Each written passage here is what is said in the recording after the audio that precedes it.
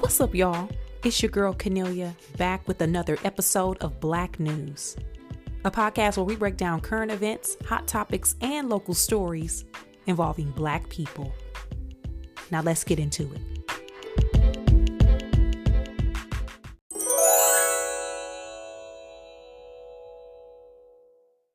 So it seems like it's a fairly light week in regards to Black news, which is good, right? These last few episodes that I recorded have been 1,000 minutes long apiece. So much going on. And while I think it's a light news week, it could not be, and I may have just missed something. So if I miss something, y'all know I'm gonna catch it on the backside, okay? On the flip side, I'm gonna catch it. But for what it's worth, not much going on. So we're gonna try to keep this tight and short. So with that, I mentioned last week that I was going to do a politics update. No real action going on in politics as it relates to Black news and things that are important to us. As we know, Vice President Kamala Harris is still on the trail. She's still out here doing events. She will be at the Sigma Gamma Rho Boule coming up this month. She was just at the Zeta Phi Beta Boule, which is great. Yeah, hopefully she hit up all the HBCU conventions and conferences because that's actually a really fantastic look. Still don't know if she's going to debate the man in the red hat. We don't know who the vice president will pick as her running mate. We haven't had any action in regards to anything else. Oops, forgot. Barack Obama finally endorsed Kamala Harris, which we knew he would. We didn't know why he was waiting so long, but we're here now. So, no new updates. I will continue to keep track of what's going on and update Black News listeners as things happen. But for the most part, we just still riding a wave, paying attention to social media, signing people up, getting people registered. I will say in regards to me, I feel like I've been on every Zoom call, every support Zoom call that's related to my demographic. There have literally there was a white dudes for Kamala. There was a Latinas for Kamala, a AAPI for Kamala. I told you I was on the Black women, Win with Black Women call. There have been a gay men for Kamala. There have been all of these demos. And side note, the white dudes raised $4 million. Y'all, hey, I'm just saying. And so I've been on Hamptonians for Harris. So I've been on all the Zoom calls. So I feel like I'm doing my part. You should do yours. But as the Black news, I'm gonna keep y'all updated, like I said. Okay. So with that, let's talk the Olympics.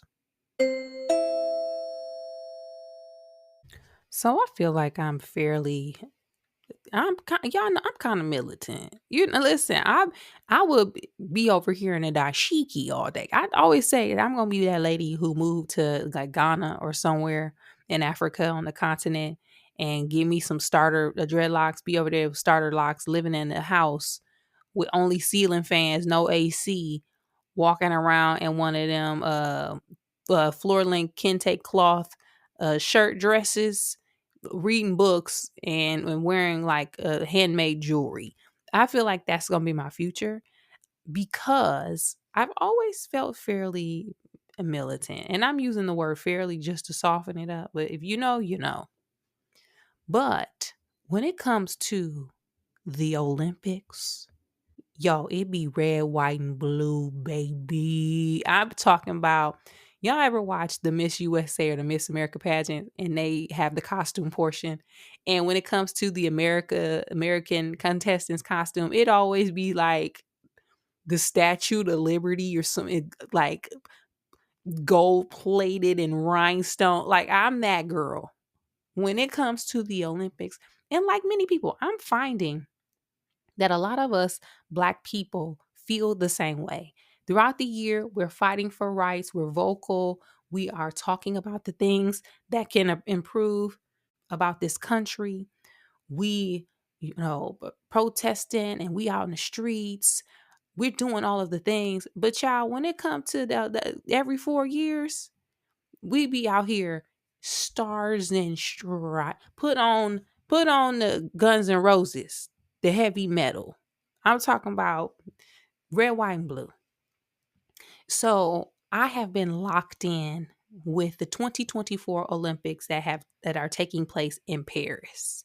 Now, before I get into some of the highlights so far, I don't know if I've told or talked about the hierarchy of who we rooting for and what we supposed to do, but let me recap one more time. Okay. When there's a competition, if there is a Black American Olympian, we root for them. Then the next person we root for, if there is now a non-Black American Olympian or a Black Jamaican, we probably go end up rooting for the Jamaican. If there's no Black American, there's no Jamaican. If there seems to be a cool brother or sister in the competition, they just got that vibe. Maybe they got braids, they colored braids. They got the color braids. We know, hey, they got the color in them. They got colored braids. Then we be like, okay, they look kind of cool. We gotta decide if we gonna go with them or if we gonna go with the USA. We gonna root for them simultaneously. Whoever win, hey, we gonna be happy for them. Then it's everybody else. I don't make the rules. I'm just here to deliver what I had heard. But with that in mind, we have already started and kicked off. Now, I will say they did the opening ceremony a little different. Historically, for the Olympics, they are indoors in a venue. There's, performances, music, musicians. There are artistic performance pieces. It's just a very creative opening that is usually tailored to the city or the country that the events are taking place in. Brazil had a very beautiful opening ceremony. It was very cultural and colorful, and you could just feel, the history within that presentation. When it came to Tokyo, the same. Paris, they switched it up and decided to do it outside. So instead of the athletes walking in and like walking around the full arena, they had them coming in on boats and going up that particular river. I forget what the river is called in Paris, which in theory was a very beautiful experience. The difficulty with that is it rained. It didn't start off rainy, but it started to rain. So you had them athletes on them boats getting doused, holding them flags. And it started to rain harder as it got later, which means the USA boat, honey, they got rained on. Now, I can see how it's just, no big deal. But the whole time I was thinking, one, you got these people they trying to compete. Some of them have to compete within the next day or two. They're going to be out here with colds. Second, you got Black women on that boat. They get their hair and nails done specifically for the Olympics because you got to look fresh. Now they got their hair messed up because they got rained on. Asia Wilson and them, Sha'Carri. You had the women's basketball team. You had Coco Gauff, which was one of the flag bearers, along with LeBron James. They all getting their hair wet. So I like the idea and the presentation in theory. It was just unfortunate that it started to rain. But with that, as I mentioned, LeBron and Coco were the flag bearers. This was the first time I believe they said there was a men's basketball player holding and carrying the flag, which, that was kind of interesting to hear because I never even thought or considered that would be the case. But we found out that position is voted on by all of the athletes, not just the team members. So, hey, if Michael Jordan didn't bear the flag, that's because they ain't vote for Michael Jordan. Okay, they ain't vote for Kobe. They didn't vote for them. They voted for LeBron, which I appreciate it because he is the elder statesman child. LeBron got gray beard hair. That brother is about to be 40 years old. Now, I love me some LeBron, but he is literally the unk of the Olympics. So the opening ceremony is great. A few things that have been happening so far. Snoop Dogg is basically like the American Olympic ambassador. He was signed on to Peacock to do commentary and to be a part of that whole Olympic experience. But child, I've been watching the Olympics locked in. I'm down to the Peacock because I got the Peacock app for this because I'm locked in all day, every day.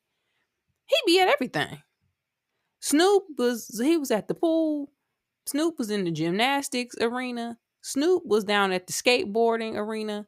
I saw Snoop doing promos with everybody. Child, wasn't he even at fencing? Like Snoop been everywhere. He even has his own customized Olympics pin because each Olympian is given a bag of pins that are personalized. I don't know if it's personalized specific to the individual or to their sport, but the idea is for them to trade pins with other Olympians from different countries, which is really cute. Um, but y'all, I saw today Snoop gave Coco golf a pin. It was him with a dang blue bandana outfit on. Child, they giving out Snoop Crip pins. They gave Snoop some Crip pins. I can't believe it. Snoop Dogg has had the greatest transformation in hip hop history. Literally, Snoop Dogg went from a rapper from Long Beach, cripped out in the middle of the East Coast West Coast beef, on trial for murder. Murder was the case, death row records, to the most beloved music icon, I would say, in history. And I'm not saying he the best rapper, but Snoop Dogg is the most popular rapper, I feel like, in history. Snoop Dogg goes anywhere and everybody know and loves Snoop Dogg. And we see this because, again, he the damn Olympics ambassador. He was one of the torchbearers. Another person, real quick, before I continue on, Steph Curry having the time of his life, child. I didn't realize this was Wardell Curry's first Olympics. Every time they show video of Steph Curry, he is smiling. He having a good time. He talking to Olympians. He asking people their names, exchanging pins. He take a picture. He out there enjoying himself. And that's what we like to see. Because again, regardless of what's going on in America, we already know as Black people, y'all know we have a very complicated relationship with the United States of America. But to see people and superstar athletes genuinely excited and happy to participate, it's really nice. It's real dope. I really appreciate that. Okay, so next thing that has been going on that I found out about, which to me is one of the most endearing aspects of this whole Olympic experience, is Flavor Flav. Flavor Flav found out that the women's water polo team was essentially paying and financing themselves. Some of the players have had multiple jobs just to be able to afford to compete. They don't have sponsors, major sponsors. They don't have no back end, but they have won, if I'm not mistaken, 3 gold medals back to back in the Olympics. Flavor Flav done found out about it and is personally sponsoring the water polo team, which means he is now and has now become an ambassador for that particular sport in a sense. They got showing promos of him in the pool with the water polo girls trying to learn it and talking about how proud of them that he is, and just he said something to the extent of, sometimes you just want to know and feel like somebody got your back so you can do your best and perform at the level you need to perform at. So he was like, I just want to be that person that got their back so they can go out and do this. Y'all, when I say, y'all, listen, say what y'all want about Flavor Flav. I know he had his moments back in the day, and then don't sleep, because Flavor of Love was gooder than a mug. We was entertained. But he is a hip hop legend. He has been through some ups and downs. But Flavor Flav, we ain't never heard him of stories of him not being a stand-up guy. So again, this just goes to show, and piggybacking off of what I said about Snoop Dogg, hip hop, the storylines of these hip hop artists and the transitions that people have made and crossed over to these beloved icons. It's amazing. I would have never thought when Chuck D and Flavor Flav was rapping 911 as a joke and Fight the Power that we would be here today seeing Flavor Flav in this light. Listen, hip hop changed lives. Okay, it's changing lives. So those are like two of the aspects of the Olympics that have been like just fun to watch. A few other things to point out. Track and field has not started, and y'all know I be locked in and waiting. They're usually towards the back end of the Olympic Games, but y'all know what has started? Gymnastics. And our girl Simone Biles and also Jordan Childs have been out here cutting up. So as of today, there's no doubt about the fact that Simone Biles is the best gymnast that we've ever seen. And I'm coming from the school of Dominique Dawes. Y'all know hey, come on. If you're a Black News listener and you are a millennial or elder millennial, Gen X, even baby boomers, you know Dominique Dawes was our girl. Do not play with us. And I'm not saying comparing her as far as saying Dominique was as good as Simone Biles, but Dominique Dawes literally broke the door down in regards to our imaginations and seeing ourselves in a sport where we weren't really present. Listen, if I saw Dominique Dawes today, I probably would bust out crying. That she had us locked in. And so to go from that for Dominique to be like one of the only Black women in the space to then transition into Gabby Douglas, who was doing her thing, and now Simone Biles, who is the best gymnast we have ever seen. It's incredible to watch. She is unreal. And I watched her documentary on Netflix. You should watch it. It's really good. Even her backstory, her mother was struggling with drugs and alcohol addiction. She and her siblings ended up in foster care. Her mother's father, which is her grandfather, and her grandfather's wife, which is now Simone calls her mom. These are her parents, her mom and her dad. They got them kids out of foster care, took them in and raised them. And to start off like that and to end up being the most decorated and the best gymnast we've ever seen, it's phenomenal. This phenomenal. To the point, sometimes I be looking at Simone, I be thinking, hi girl, how you find out you could do this? That's just God given. God gives out gifts. I am a really big believer in God gives gifts to people who didn't have the best opportunities. Now, we have free will, and everybody does what they are going to do with their gifts because, God can't force you to do something. Again, we have free will. But I am a big believer in he gives people who had harder times, he give them a little extra something. He get just in case you find the will and the spirit to go somewhere with it and to use it in an extraordinary way, he give you a little something. And I think with Simone that we're seeing that. So the Olympic team competition has wrapped up today. The United States are gold medalists. They won the gold team. Again, you got Jordan Childs, you got Simone Biles, Suni Lee, a couple other girls on the team. It was a couple Brazilian girls. Brazil won the bronze. I saw some Black girls over there. I see you. They said one was even from the favelas, which is like that's their hood. That's the projects. It's worse than the projects. So, Simone Biles, while she is the best gymnast we've ever seen, she also is in real time breaking down doors and giving space to other Black girls within that sport when it comes to athleticism, because she has her own moves. It was one girl in the competition today who was doing Simone Biles' move. The Biles won. It is Simone Biles and other Black girls are providing space for different body types being accepted, because let's not sleep. Back when in the Dominique Dawes era and before that, them girls used to be looking like they were starving to death. Okay, ain't 8 days, 7 whole days. Okay, They look like they were malnutritioned and struggling. But now you got girls with muscles, broad shoulders, they're toned and defined, big legs.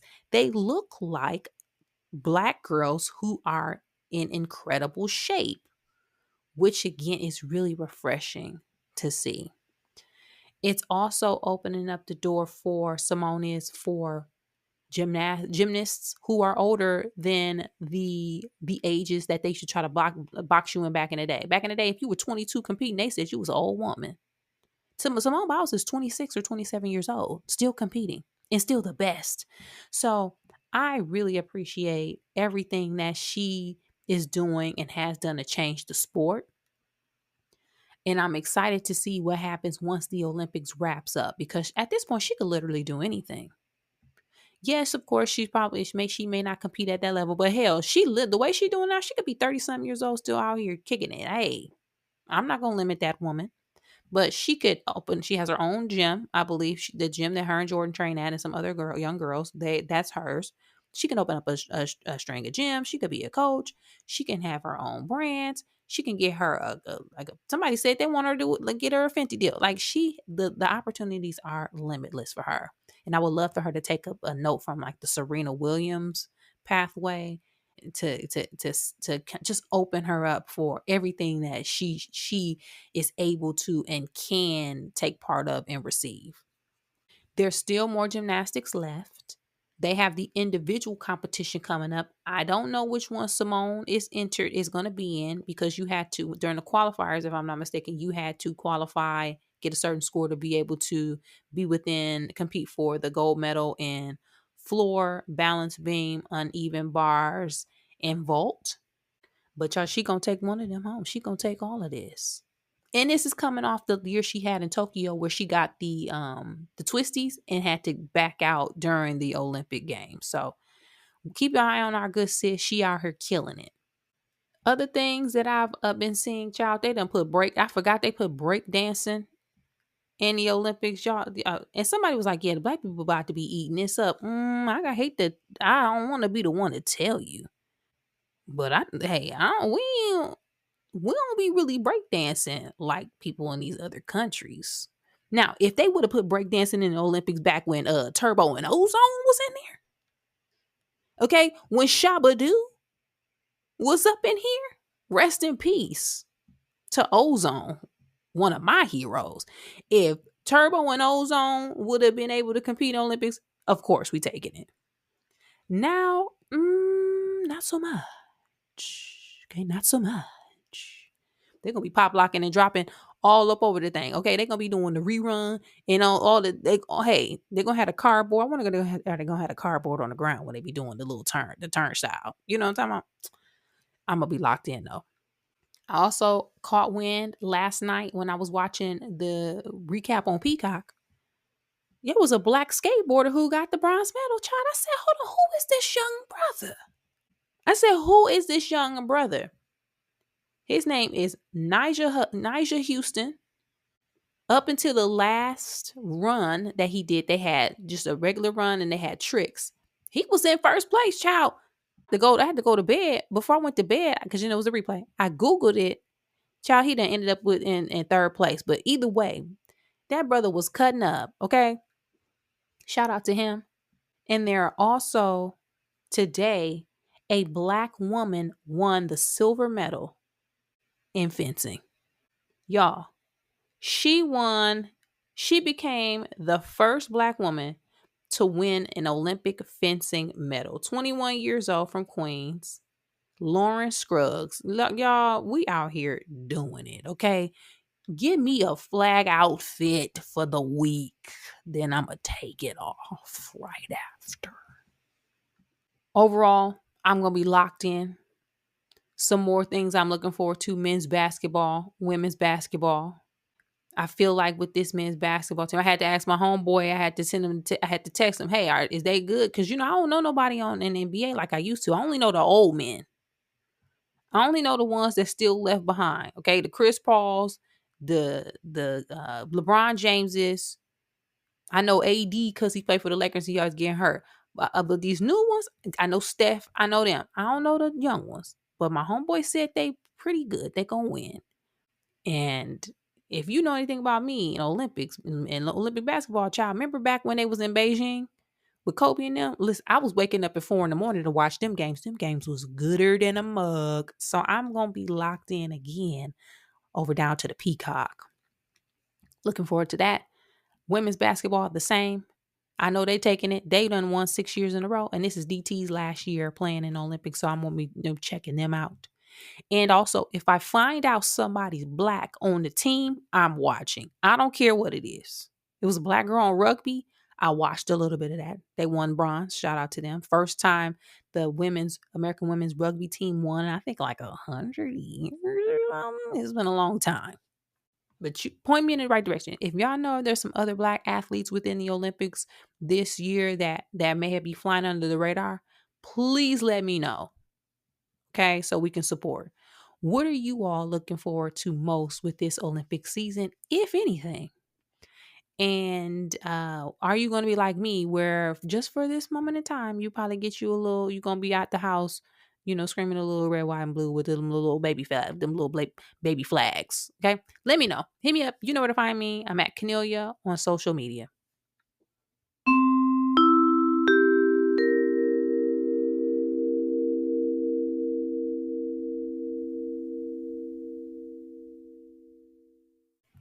On this week's episode of Black News, we gave a quick politics update, and then we talked all things Olympics. Let me know your thoughts about all of these topics, some or none, and I'll check back with you guys next time.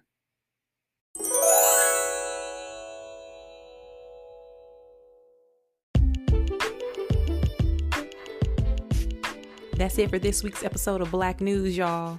Thanks again for supporting the podcast by sharing, liking, subscribing, and rating 5 stars on your favorite podcast app.